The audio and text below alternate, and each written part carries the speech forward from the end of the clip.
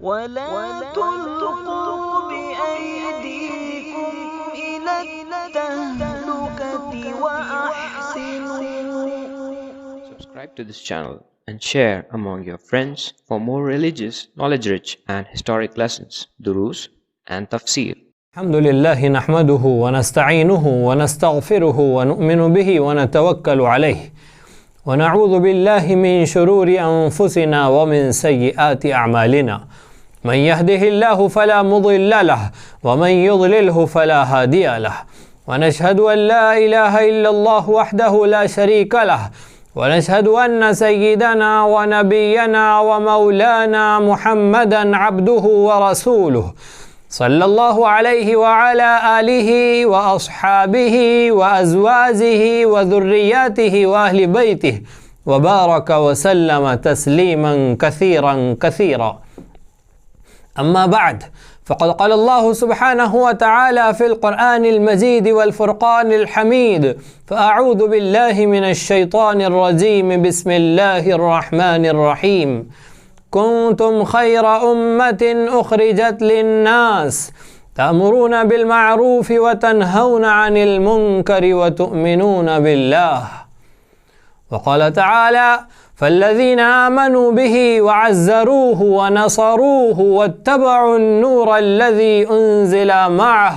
أولئك هم المفلحون. صدق الله العظیم. حضرات سامعین و ناظرین، اللہ رب العزت جو اس ساری کائنات کے بنانے والے، اس کے نظام کے تنہا چلانے والے ہیں، اللہ رب العزت نے جب اس کائنات کو وجود بخشا، اس میں 18,000 کم و بیش مخلوقات کے بنانے کا، انہیں وجود بخشنے کا، انہیں زندگی گزارنے کا موقع دینے کا فیصلہ فرمایا تو سب سے افضل مخلوق، سب سے اشرف مخلوق حضرت انسان کو بنایا۔ آدم علیہ السلام سے انسانیت کی ابتدا ہوئی۔ انسانیت جہالت میں تھی۔ سب سے پہلے انسان علم کا نور لے کر آئے۔ اللہ رب العزت کی طرف سے سب سے پہلا انسان، سب سے پہلا نبی بن کر آیا۔ جاہل انسانوں کو حضرت آدم علیہ السلام نے اپنی نبوت کی تعلیمات سے آسمانی وحی کی روشنی میں زندگی گزارنے کا طریقہ و سلیقہ سکھایا۔ ہر زمانے میں انبیاء اور رسل انسانیت کو راہ ہدایت پر ڈالنے کے لیے، اللہ رب العزت کی مرضیات و نامرضیات سے واقف کرانے کے لیے تشریف لاتے رہے۔ انبیاء اور رسل نے اپنی اپنی قوم کو، اپنی اپنی برادری کو، جس علاقے کی طرف، جس خاندان کی طرف، جن شہروں اور ملکوں کی طرف وہ بھیجے گئے، وہاں کے لوگوں کو اللہ رب العزت کی مرضیات سے واقف کرایا۔ اس عظیم شان سلسلے کے اختتام پر اللہ رب العزت کا فیصلہ ہوا کہ خاتم الانبیاء کا ظہور ہو، خاتم الانبیاء کو مبعوث کیا جائے،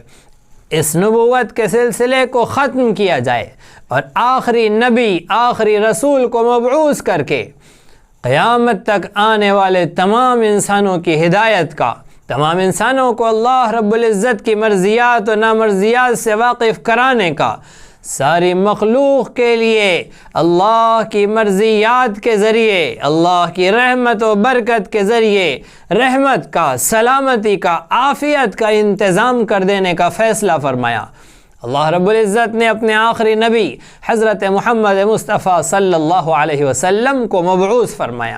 آپ نبی و رسول بن کر تشریف لائے۔ اللہ رب العزت نے جس زمانے میں آپ کو بھیجا تھا، اس زمانے کا نام دور جاہلیت رکھا۔ وہ دور جاہلیت تھا۔ اس زمانے میں علم کا نور نہیں تھا، روشنی نہیں تھی۔ لوگ اپنے مرضی کے مالک تھے، لوگ اپنی مرضی کی راہوں پر چل رہے تھے۔ لوگ اپنے خاندانی رسم و رواج میں اپنی عقل، اپنے شعور، اپنی سمجھ سے، اپنی مسخ شدہ فطرت سے جو سمجھ رہے تھے، جس طریقے کے مطابق چلنا چاہ رہے تھے، چل رہے تھے۔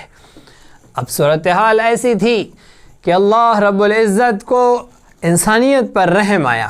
اور انسانیت جو اپنے خاندانی، اپنے سماجی، اپنے علاقائی اصولوں میں جکڑ کر انسانیت کا نقصان کر رہی تھی، مالدار غریب پر حاوی ہوا جا رہا تھا، کمزور دبایا جا رہا تھا، سرکشی اور طغیانی کی حد ہوئی جا رہی تھی۔ ساری دنیا کے اندر دو بڑی طاقتیں، دو سپر پاور، رومن امپائر اور پرشین امپائر، روم و فارس کی دو بڑی سلطنتیں اپنے سے چھوٹی چھوٹی حکومتوں اور سلطنتوں کو دبا رہی تھی، ان سے ٹیکس وصول کر رہی تھی۔ انسانیت شرما رہی تھی، انسانیت کے ساتھ جینا مشکل ہو گیا تھا۔ ایسی صورتحال میں سسکتی بلکتی انسانیت رب کائنات کی طرف متوجہ تھی۔ انسانیت تڑپ رہی تھی کہ ہمارے درد کا درما ہو جائے، ہماری پریشانی میں کوئی ہمارا مداوع کرنے آ جائے، اس غمزدہ انسانیت کے لیے تسلی کا سامان ہو جائے۔ رب ذوالجلال کو انسانیت پر رحم آیا، اور اللہ رب العزت نے اپنے آخری نبی کو جس قوم میں مبعوث کرنے کا فیصلہ فرمایا، وہ قوم عرب تھی۔ عربوں کا انتخاب اللہ رب العزت نے اس لیے فرمایا کہ اس زمانے میں ساری کائنات میں رہ رہی بس رہی قوموں میں سب سے زیادہ فطرت کے مطابق عادات و اطوار والے، دل کی تختی کے صاف و شفاف صرف عرب تھے۔ عربوں میں جاہلیت ضرور تھی، لیکن اس جاہلیت کی ان کے پاس اپنی عقلی دلیلیں تھیں۔ عرب صاف تختی کے مالک تھے، ان کی تختی پر لکھی جاہلیت کو مٹا کر، اسے دھو کر، صاف کر کے صحیح تعلیمات کو نقش کر دینا، رب کی مرضیات کو اس پر لکھ دینا، ان کو صحیح فطرت پر اللہ کی مرضی والی راہوں پر ڈال دینا سب سے زیادہ آسان تھا۔ ان کی تختیاں بگاڑ کی طرف مائل نہیں تھی، ان کے دل کی تختیاں صاف اور شفاف تھی۔ صرف خاندانی رسم و رواج کی وجہ سے، آبا پرستی کی وجہ سے، باپ دادوں کے طریقوں کو ماننے کی وجہ سے ان کے اندر شرک تھا، بت پرستی تھی، ان کے اندر ظلم عام ہو چکا تھا، یہ ساری صورتحال تھی۔ لیکن یہ بات بہت آسان تھی کہ اسی آبا و اجداد کی اقتداء و اتباع کے فلسفے کو صحیح رخ کے ساتھ ان کے سامنے پیش کیا جائے، انہیں بتلا دیا جائے کہ وہ تمہارے آبا و اجداد نہیں ہیں جنہوں نے مورتیوں کی پوجا پر تم کو ڈال رکھا ہے۔ تمہارے آبا و اجداد میں عظیم المرتبہ شخصیت وہ ہے جو توحید کے پیامبر تھے۔ ابراہیم خلیل اللہ کو تم اپنا بڑا مانتے ہو، اپنا سرپرست مانتے ہو، وہ تو موحد تھے۔ ما کان ابراہیم یہودیا ولا نصرانیا ولکن کان حنیفا مسلما۔ ابراہیم علیہ السلام نہ یہودی تھے نہ نصرانی تھے، وہ حنیف تھے، مسلم تھے، وہ ایک اللہ کے آگے جھکنے والے تھے، وہ توحید کے علم بردار تھے، وہ مورتیوں کے پجاری نہیں تھے، وہ بت شکن تھے، بت پرست نہیں تھے۔ تم حضرت ابراہیم علیہ السلام کا نام لیتے ہو، ان کی ملت میں ہونے کا دعویٰ کرتے ہو، تو تمہیں چاہیے کہ تم توحید کے ماننے والے بن جاؤ۔ جب عربوں کے سامنے یہ پیغام پیش کیا گیا تو انہوں نے اس کو قبول کیا، بصر و چشم لیا، اور پھر ساری کائنات نے دیکھا کہ وہ عرب ہی تھے جو جاہلیت میں شرک و بت پرستی میں مبتلا تھے، لیکن سب سے بڑے موحد بنے۔ ابو بکر و عمر انہی میں سے آئے، عثمان و علی انہی میں سے آئے، طلحہ بن عبید اللہ اور زبیر بن العوام اور سعد بن ابی وقاص انہی میں سے آئے۔ اللہ رب العزت نے عربوں کا انتخاب کیا، اور پھر ایک مختصر سی مدت میں مکۃ المکرمہ کی 13 سالہ زندگی کے گزرنے کے بعد اللہ رب العزت کا فیصلہ ہوا کہ اب ساری کائنات کے سامنے اسلام کی تصویر پیش کی جانی چاہیے، اسلام کا عملی نمونہ آنا چاہیے، اسلام کا انصاف آنا چاہیے، دنیا کو پتہ چلنا چاہیے کہ اسلام کے اندر بہت خوبصورت تعلیمات ہے، وہ انسانیت کی فلاح و بہبود کا جامع منظم اور کامل نظام ہے، امن کے ساتھ، سلامتی کے ساتھ، عافیت کے ساتھ، چین و سکون کے ساتھ ہر شخص اپنا حق حاصل کرتے ہوئے اگر جی سکتا ہے تو صرف نظام اسلامی کے تحت جی سکتا ہے۔ انسانوں کو انصاف مل سکتا ہے تو صرف اسی طریقے سے جو طریقہ اس کے بنانے والے نے دیا ہے۔ رب ذوالجلال کی مرضیات کے مطابق اس کے عطا کردہ طریقے زندگی کو اپنا کر ہی انسانیت امن کے ساتھ، سلامتی کے ساتھ اور چین کے ساتھ جی سکتی ہے۔ جاہلیت کا وہ دور ختم ہو سکتا ہے اگر اللہ رب العزت کی اطاعت کی جائے، اس کے بتلائے ہوئے طریقے زندگی کو اپنایا جائے۔ اس مقصد کے ساتھ اللہ رب العزت نے تاجدار مدینہ احمد مجتبیٰ محمد مصطفیٰ صلی اللہ علیہ وسلم کو ہجرت کا حکم دیا۔ آپ مدینہ منورہ تشریف لے گئے اور ریاست اسلامی کا قیام عمل میں آیا۔ جب ایک منظم، ایک مستحکم، ایک جامع مگر مختصر سلطنت مدینہ منورہ میں قائم ہوئی، جہاں انصاف قائم ہوا، جہاں امن اور سلامتی قائم ہوئی، جہاں اسلامی احکامات و قوانین نافذ ہوئے، دنیا کے سامنے ایک عملی مثالی نمونہ جب پیش کیا گیا، جب دنیا کو بتلایا گیا کہ تم جن طریقوں پر راضی و مطمئن ہو، جو طریقے تمہارے درمیان رائج ہے، خاندانی نظام، عائلی نظام، گھر کے اندر کے نظام، گھر کے باہر کے نظام، شادی بیاہ کے معاملات، تجارتی معاملات، لین دین کے کام، اسی طرح سے مالیات کے مسائل، تجارت کے مسائل، زراعت کے مسائل، اور ایک انسان کی زندگی کے لیے کامل مکمل طریقے زندگی کے جو طریقے تمہارے اندر رائج ہے، جس پر تم مطمئن بیٹھے ہو، یہ ہلاکت کے غار میں دھکیلنے والے ہیں۔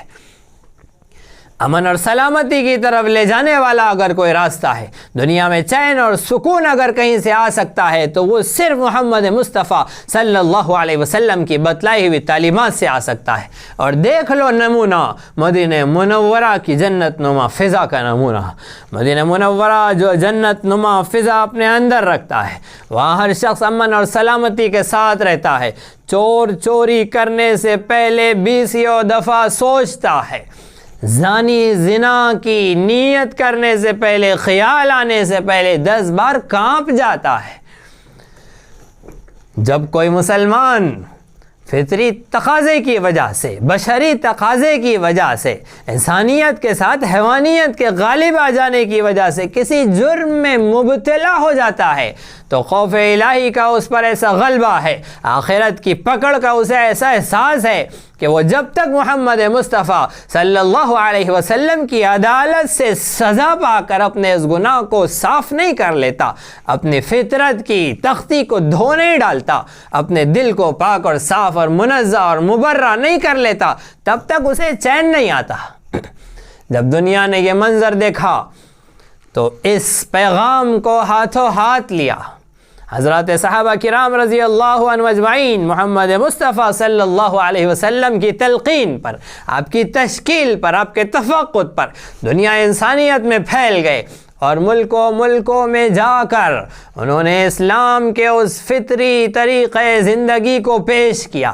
ملک والوں نے ان کا استقبال کیا، قوموں نے ان کو خیر مقدم کہا۔ واقعہ یہ ہوا کہ ملکوں نے، قوموں نے، علاقوں نے اپنی تہذیب بدل دی، اپنا کلچر اور ثقافت بدل دیا، اپنی زبان و ادب کو بدل دیا، ان کے طریقے تجارت بدل گئے، طریقے ملازمت میں اصلاح ہو گئی، ان کے سارے طریقے زندگی سے، جہالت ختم ہوئی، ظلم ختم ہوا، بدعنوانی ختم ہوئی۔ دنیا نے وہ امن کا، وہ سلامتی کا، وہ عافیت کا دور دیکھا کہ ایک ہی گھاٹ پر بھیڑیا اور بکری ایک ساتھ پانی پیتے تھے۔ دنیا نے وہ منظر بھی دیکھا کہ یمن کے شہر صنعاء سے ایک خوبصورت عورت زیورات سے لدی ہوئی اپنے اونٹ پر بیٹھ کر یمن کے صدر مقام دارالحکومت صنعاء سے نکل کر مکۃ المکرمہ آتی ہے، طواف کرتی ہے، عمرہ کرتی ہے، واپس جاتی ہے۔ لوگوں نے پوچھا، تنہا عورت جب اتنا طویل سفر کر کے واپس آ رہی ہے، تمہیں ڈر نہیں لگا، تمہیں خوف نہیں محسوس ہوا؟ وہ کہتی ہے کہ مجھے ایسے لگ رہا تھا جیسے میں اپنے گھر میں چل رہی ہوں، میرے گھر کے بچے اور بڑے میرے اطراف میں چل رہے ہیں۔ وہ امن، وہ سلامتی، وہ عافیت، ایک عورت ایسی عزت محسوس کرتے ہوئے، ایسی حفاظت کے ساتھ اپنے گھر سے نکل کر ایک طویل سفر کر کے واپس آ جاتی ہے، اسے کوئی خوف نہیں ہوتا۔ ایسی عظیم الشان مثال اور ایسا عظیم عالمی انقلاب صرف اور صرف اس ذات بابرکت محمد مصطفیٰ صلی اللہ علیہ وسلم کی لائی ہوئی تعلیمات کے ذریعے آیا۔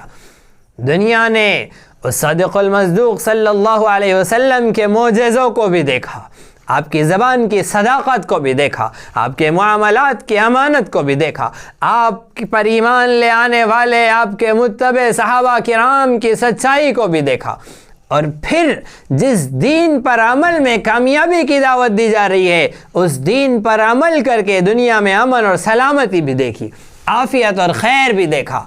جب دنیا نے نمونہ دیکھا تو جوق در جوق لوگ اسلام میں داخل ہوئے، جن کو اللہ نے ہدایت دی وہ تو مسلمان ہوئے، جنہیں ہدایت نہیں ملی، جن کی قسمت میں ہدایت نہیں تھی، انہوں نے اس امن اور سلامتی کے عالمینی اسلامی نظام کو اپنا لیا،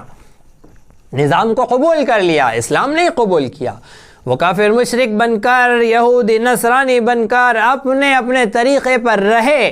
لیکن ظلم باقی نہیں رہا، سرکشی و عناد باقی نہیں رہی، بدعنوانی کا خاتمہ ہوا۔ مسلمانوں کے فرما رواؤں نے اپنی جان و مال سے زیادہ ان غیر مسلم ذمیوں کی، ان کے جان و مال کی حفاظت کی۔ محمد مصطفیٰ صلی اللہ علیہ وسلم کی تعلیمات جو ان کے سامنے تھی، پیارے آقا صلی اللہ علیہ وسلم نے فرمایا اگر کسی مملکت اسلامی میں کوئی کافر ذمی رہ رہا ہے اور اس پر ظلم ہوا تو کل میدان محشر میں مسلمان کے خلاف اس کافر ذمی کے حق میں کھڑا رہوں گا۔ جب ایسی تعلیمات سامنے تھی تو امن کا، سلامتی کا گہوارہ ایک کائنات بنی ہوئی تھی، دنیا کے اندر چین و سکون تھا، راحت و اطمینان تھا۔ کسی ملک کے کسی خطے و علاقے میں کوئی شخص جب کسی پر ظلم کرتا تو وہ ڈرتا، وہ خوف محسوس کرتا کہ اس کائنات میں، اس زمینی دنیا میں ایک ایسی مملکت رہتی ہے اور اس کے فرما رواؤں اور اس کے ماننے والوں کا یہ عالم ہے کہ دنیا کے کسی گوشے سے اگر کسی مظلوم کی آواز آئیں گی تو وہ اسے انصاف دلانے کے لیے وہاں پہنچ جائیں گے۔ معتصم باللہ اگرچہ اپنی انفرادی نجی زندگی میں جیسا بھی تھا، لیکن وہ معتصمہ کی آواز پر وہ ایک عورت کو انصاف دلانے کے لیے وہاں پہنچ گیا۔ ایسا پیارا نظام محمد مصطفیٰ صلی اللہ علیہ وسلم کی تعلیمات کے نتیجے میں وجود میں آیا۔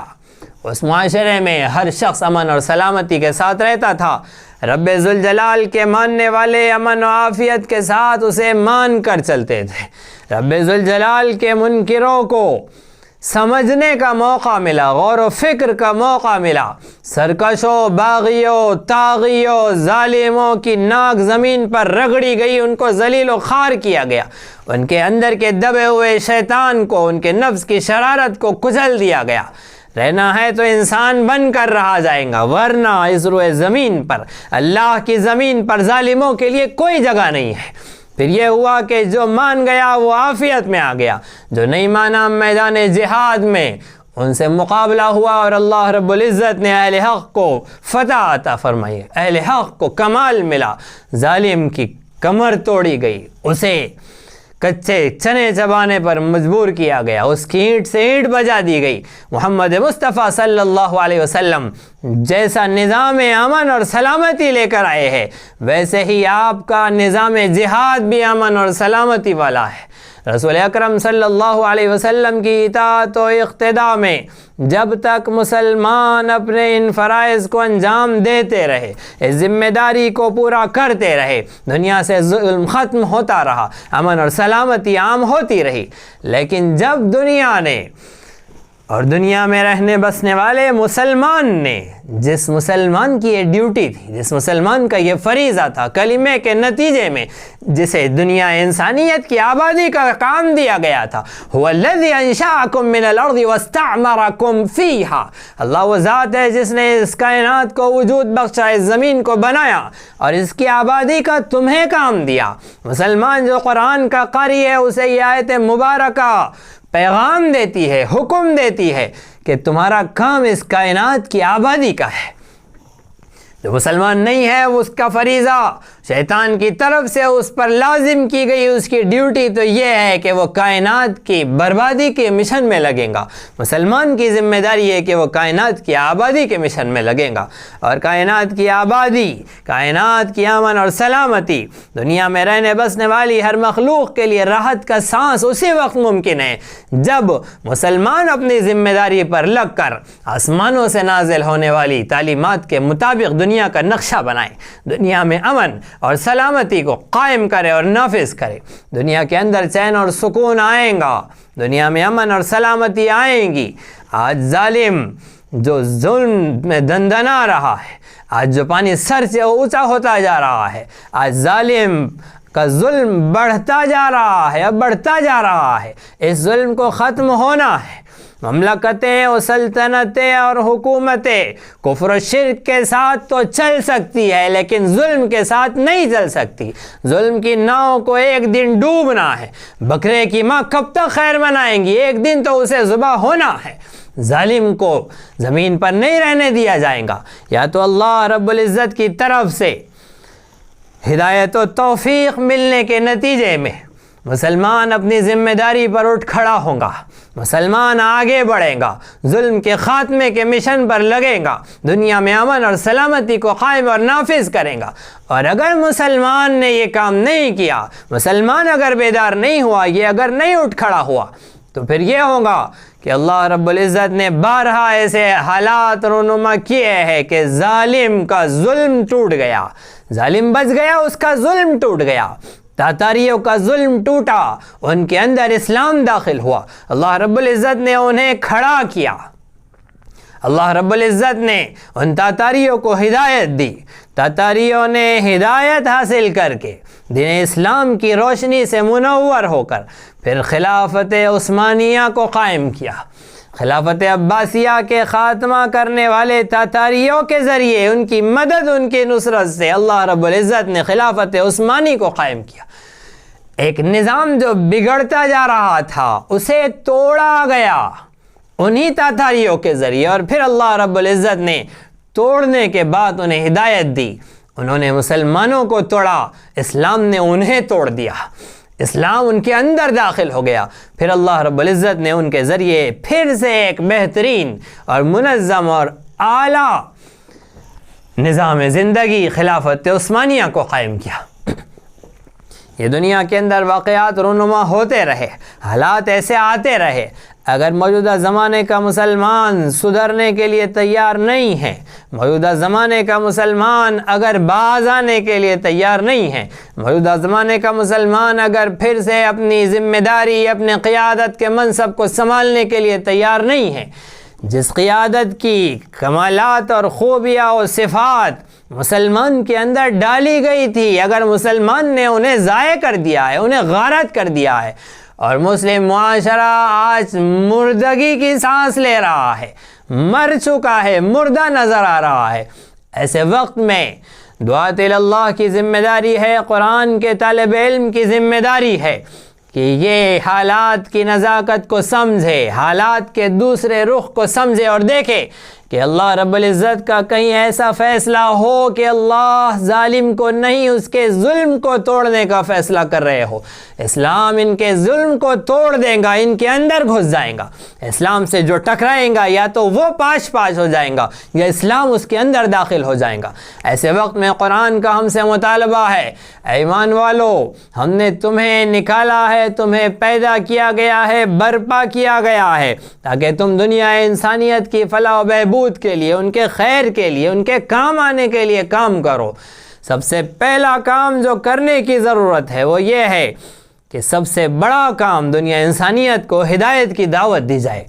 ایک ایک کافر مشرک کے سامنے اللہ کی توحید کو پیش کیا جائے، محمد مصطفیٰ صلی اللہ علیہ وسلم کی ہدایت و رسالت کو پیش کیا جائے، آپ کی تعلیمات میں کامیابی کے یقین کو پیش کیا جائے، دنیا انسانیت کو اسلام کا امن اور سلامتی اور عافیت والا نظام پیش کیا جائے۔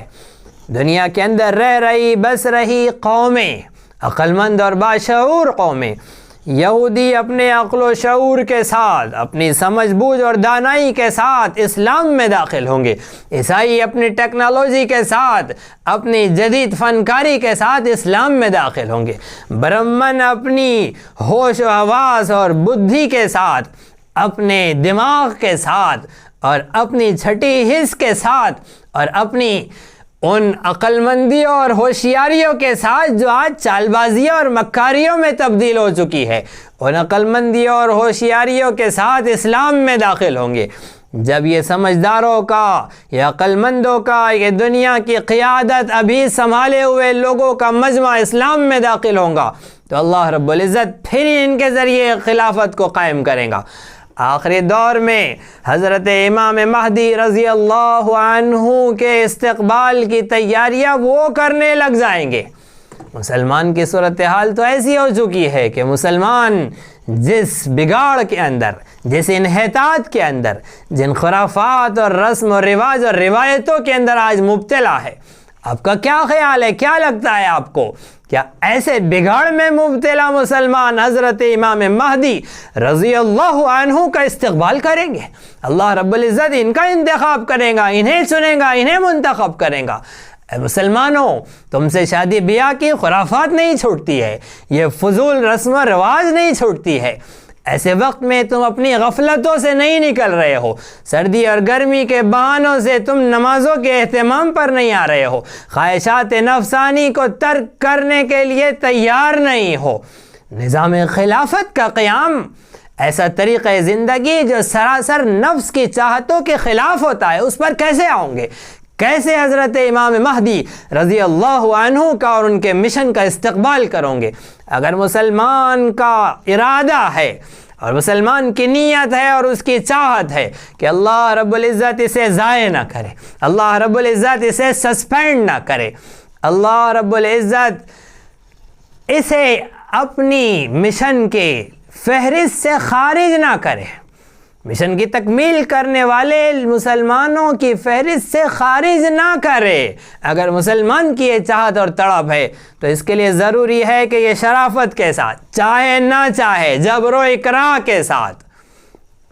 سیدھا ہو کر نظام اسلامی پر، امن اور سلامتی کے نظام کے قیام پر آ جائے، ابھی اپنی بس کی کر کے تیزی کے ساتھ اپنے آپ کو بدلنے کا فیصلہ کرے، اس لیے کہ حضرت محمد مصطفیٰ صلی اللہ علیہ وسلم کی امت کا مسلمان صرف خود سچ بولنے کے لیے دنیا میں نہیں آیا ہے، دنیا کے اندر سچ کا نظام قائم کرنے کے لیے آیا ہے، صرف ظلم سے رکنے کے لیے نہیں آیا ہے، دنیا سے ظلم کے خاتمے کے لیے آیا ہے۔ مسلمان صرف 5 وقت کی نماز پڑھنے کے لیے مسلمان نہیں بنا ہے، یہ زمین پر نماز کا نظام قائم کرنے کے لیے مسلمان بنا ہے، یہ صرف روزہ رکھنے کے لیے مسلمان نہیں بنا ہے، یہ روزے کا نظام روئے زمین پر نافذ کرنے کے لیے مسلمان بنا ہے۔ ایسے وقت میں مسلمان کی ذمہ داری ہے کہ یہ جلدی سے جلدی اپنے آپ کو اپ ٹو ڈیٹ کر دے، جلدی سے جلدی اپنے رخ کو صحیح راہ پر ڈال دے، اپنے آپ کو بنا لے، سنوار لے، سدھار لے، قرآن و سنت کی تعلیمات پر آ جائے، اپنے رب کا تعارف حاصل کرے، اس کی عظمت و جلال کا شعور اور استحضار حاصل کرے، جس رب کی نافرمانی کر کے، اسی کا نام لے کر، اسی کے نام پر کھا کر یا اس کی نافرمانی کرتا جا رہا ہے۔ جو ذمہ داری مسلمان کو اللہ رب العزت کی طرف سے دی گئی تھی، اس ذمہ داری سے منہ موڑ کر محض چند رسوم کا، چند روایات کا، عبادتوں کی چند شکلوں کا نام اسلام سمجھ کر مغفرت کی خام خیالیوں میں مبتلا ہے۔ مسلمان کو چاہیے کہ یہ جلد از جلد اس رب ذوالجلال کی عظمت و تقدس کا شعور حاصل کرے، اور اس کے نبی حضرت محمد مصطفیٰ صلی اللہ علیہ وسلم کی عظمت کا، آپ کی لائے ہوئی تعلیمات کا مطالعہ کر کے اس کا صحیح شعور حاصل کرے۔ اسے چاہیے کہ رب کائنات کے کلام قرآن مجید کا صحیح شعور حاصل کرے۔ قرآن کریم کی اول مخاطب جماعت حضرت صحابہ کرام رضی اللہ عنہ اجمعین کی عظمت و جلالت، ان کی قربانیاں، ان کے طریقۂ زندگی اور اللہ اس کے رسول کی تعلیمات پر جس جامع اور منظم انداز میں انہوں نے عمل کر کے دنیا انسانیت کو جنت گلزار بنا کر نمونہ بنا دیا تھا، ان کی تاریخ کو، ان کی سیرت کو، ان کے زندگی کو، ان کے دین کی شکلوں کو، ان کے عمل کے طریقوں کو معلوم کرے، اس کا شعور حاصل کرے۔ جلد از جلد وقت کو ضائع کیے بغیر اللہ رب العزت کی تقدیر کے فیصلے کے نئے پہلو کے سامنے آنے سے پہلے، نئے نئے حالات، آزمائشوں اور پریشانیوں اور مصیبتوں کے آنے سے پہلے اللہ رب العزت کے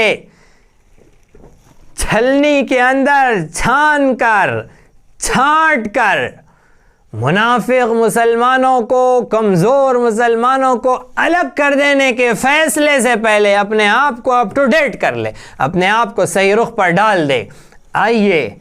اللہ رب العزت سے دعا کرے کہ اللہ آپ نے ہمیں جس مقصد کے لیے مسلمان بنایا ہے، ہم اس مقصد پر آنے کے لیے آمادہ اور تیار ہیں۔ اے اللہ ہمیں توفیق دیجئے، ہمیں ہمت اور جرأت دیجئے، ہماری مدد و اعانت کیجئے کہ ہم اس مقصد پر آ جائیں جس کام کے لیے ہم مسلمان بنے ہیں، ہم نام کی مسلمانی سے کام کی مسلمانی پر آ جائے اور آپ کی طرف سے کیے گئے اس وعدے فَالَّذِينَ آمَنُوا بِهِ وَعَزَّرُوهُ وَنَصَرُوهُ وَاتَّبَعُوا النُّورَ الَّذِي أُنزِلَ مَعَهُ، رسول اللہ پر ایمان لے آنے والے، ان کی مدد و نصرت کرنے والے، ان کی تائید کرنے والے، اور پھر اولئک هم المفلحون، کامیابی کا مزدہ لینے والے لوگوں میں ہم شامل ہو۔ اللہ رب العزت ہم سب کو صحیح سمجھ عطا فرمائے، صحیح فہم عطا فرمائے، وہ شعور عطا فرمائے، ہمت اور جرأت عطا فرمائے کہ ہم اسلام کو سمجھیں، ہم مسلمان کیوں ہیں اس بات کو سمجھیں، اور پھر اللہ کی معرفت، اس کے رسول کی معرفت، قرآن کا صحیح شعور اور قرآن کی اول مخاطب حضرات صحابہ کرام رضی اللہ عنہ اجمعین کی زندگی کو شعور کے ساتھ سمجھنے کی، ان کی ذمہ داریوں کو شعور کے ساتھ سمجھ کر اپنے آپ کو ان راہوں پر ڈالنے کی اللہ رب العزت ہم سب کو توفیق عطا فرمائے۔ آئندہ کلپ میں انشاءاللہ آپ اللہ رب العزت کی عظمت و جلالت سے متعلق انشاءاللہ اگلی کلپ میں کچھ گفتگو سنیں گے۔ اللہ رب العزت ہم سب کو صحیح سمجھ عطا فرمائے، عمل کی توفیق عطا فرمائے، آمین۔ وآخر دعوانا ان الحمد للہ رب العالمین، والسلام علیکم ورحمۃ اللہ وبرکاتہ۔ اسی طرح دینی، علمی، اصلاحی اور تاریخی دروس و بیانات سے استفادے کے لیے آپ کے اس چینل کو لائک، شیئر اور سبسکرائب کریں۔ حور جنت ہے یہ ساز تم کو